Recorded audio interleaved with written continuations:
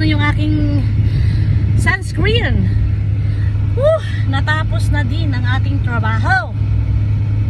Ang bait guys nung nakamiting ko na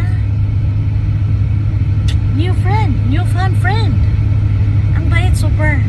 I'm so blessed today. So blessed na I found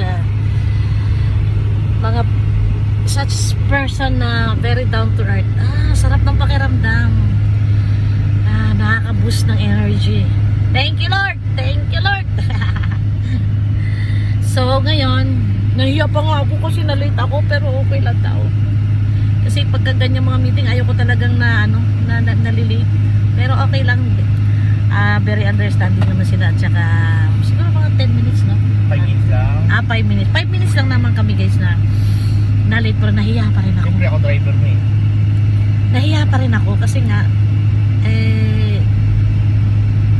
may edad na kasi yung kaibigan kong yun, nahiya ako. Bihira lang kasi kami nagkikita nun. Kaya ayoko na late, pero okay lang, 5 minutes lang naman. So we're done. Nagchika-chikahan kami. So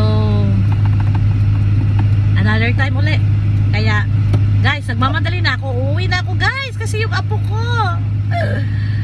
walang magbabantay ng apo ko, ay aalis pa naman ang nanay, may pasok. Kaya driver, paliparin mo na.